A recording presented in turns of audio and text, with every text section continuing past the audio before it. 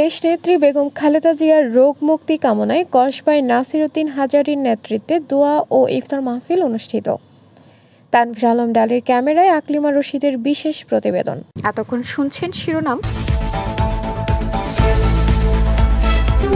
Kasba TV, হৃদয়ে বাংলা। এখন শুনুন বিস্তারিত। দেশনেত্রী বেগম খালেদা জিয়ার রোগ মুক্তি কামনায় কসবা বিএনপি যুবদল, ছাত্রদল ও অঙ্গ সংগঠনের আয়োজনে Kasba Janata tower the food palace restaurant and party সেন্টারে দোয়া ও ইফতার মাহফিল অনুষ্ঠিত হয়েছে। আজ শুক্রবার কসবা উপজেলা নবীন দলের সাবেক সহসভাপতি মোহাম্মদ হানিফের সভাপতিত্বে অনুষ্ঠানে প্রধান অতিথি ছিলেন জেলা বিএনপির সাবেক সহসভাপতি ও সাবেক আহ্বায়ক, জেলা কৃষক দল ও আসন্ন কসবা আখাউড়া নির্বাচনী এলাকার সম্ভাব্য সংসদ সদস্য প্রার্থী মোহাম্মদ নাসিরউদ্দিন হাজারী। ইফতার মাহফিলে কসবা উপজেলার বিভিন্ন ইউনিয়ন ও ওয়ার্ড থেকে নেতাকর্মীরা উপস্থিত ছিলেন। অনুষ্ঠানটি পরিচালনা করেন কসবা উপজেলা নবীন দলের সাবেক সাধারণ সম্পাদক বাসির আহমেদ।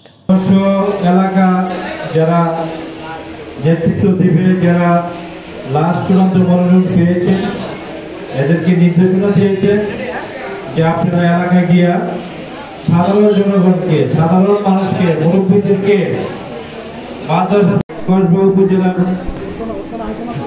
আমার সাথে যারা রাজনীতি দীর্ঘদিন ধরে করে আসছে, আমি অনেকেই এখানে উপস্থিত আছেন, সবার নাম বলা যাচ্ছে না, তারপরেও এখানে আমার পাশে একজন আছে বাসির, আমরা জামাই বলি, তারপর আছে হেলাল, হেমদাদ, তারপরে নাসির আছে খারারা, তারপরে হানিফ, অনেকেই আছে।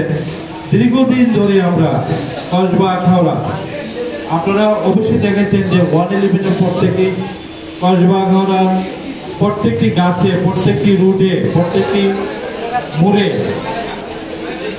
দেশনেত্রী বেগম খালেদা জিয়ার এবং তারেক জিয়ার ছবি সম্বলিত পোস্টার, ব্যানার ছিল। এটা নাকি সারা বাংলাদেশে কোনো জায়গায় এই সুযোগটা অনেকে করে নাই, ভয়ে মাঠে আসেন।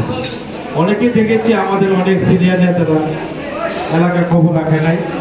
আমি যতটুকু পারছি, আমি আমার সাধ্য মতো আমি কসবা আখাউড়া আমি সম দিয়েছি। যে সময় আমি কি বলবো, কথা বলার সুযোগ নাই, মিটিং করার সুযোগ নাই, 2-4-5 জন একত্র হইলেই সবাই দেবে। ও তো শুনেছে সরকার যে অত্যাচার নিপীড়ন করেছে, এটা ভোলার মতো। যাই হোক, আল্লাহ আমাদেরকে সহায়ক, বিশেষ করে বৈষম্য বিরোধী ছাত্রদের ভূমিকা, আমাদের ছাত্রদল, যুবদল, বিএনপি অনেকেই শহীদ হয়েছে। আজকে আমরা এই শহীদের প্রতি আত্মার মাগফিরাত কামনা করব, তাদের জন্য দোয়া করব। আর যারা আহত আছেন তারা যেন সুস্থ হয় এবং দ্রুত তাদের রোগ মুক্তি কামনা করব। এবং আজকে আমরা এই উদ্দেশ্যে আজকে আমাদের ইফতার মাহফিল আয়োজন করা হয়েছে।